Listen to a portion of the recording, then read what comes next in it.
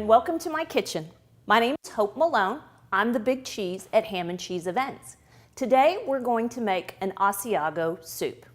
We need fresh spinach, carrots, celery, onions, white sweet onions, garlic, and orici pasta, which is a little ear pasta, Asiago cheese, Parmesan, salt, pepper, and chicken stock. Also, we are going to have a grilled chicken.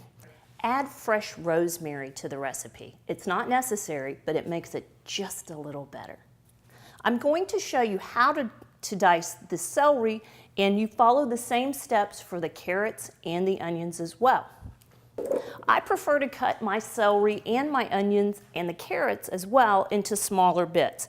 The easiest way to do this is to 3/4 of the way run your knife down the center and then run it once again so that you're cutting each stalk into quarters. Then carefully tuck your fingers and hold your celery stalk together and just begin a deep chop. Now we're going to saute the onions and the garlic. We'll use our saute pan and about a 1/4 tablespoon or 1 time around in the pot. We're going to add all of our onions and 2 tablespoons of garlic. We'll cook this until it's tender and almost transparent. At that point, we'll add the celery and the carrots to come up probably about 5 to 10 minutes so that everything meshes together and becomes a nice flavor profile. So once we've got on our way to translucent, we're going to add both our carrots and our celery. And cook for about 5 minutes until tender. We're going to add 2 cups of chicken stock. Once we add the chicken stock, now's the time for the fresh chopped rosemary. I put 1 tablespoon and allow that to come together with the soup. We're going to let that simmer for about 10 minutes and then we'll add our chicken.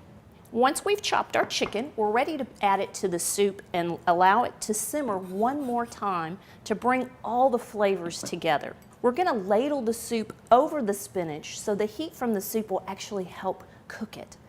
And we're going to add, for each bowl, a 1/2 cup of orici, which is little ears, pasta. This is already cooked to an al dente, and it's room temperature, so again, when we add the soup, all the flavors will come together. And finally, we're going to add the Asiago. I place, per bowl, 1 heaping tablespoon on top. Bring your soup and set it on a heat-resistant surface and simply ladle it over your soup. You might want to add a couple of turns of wonderful fresh cracked pepper. Serve this with a big chunky bread and it's a perfect soup. My name's Hope Malone. I'm the big cheese at Ham and Cheese, and we've just made an Asiago soup.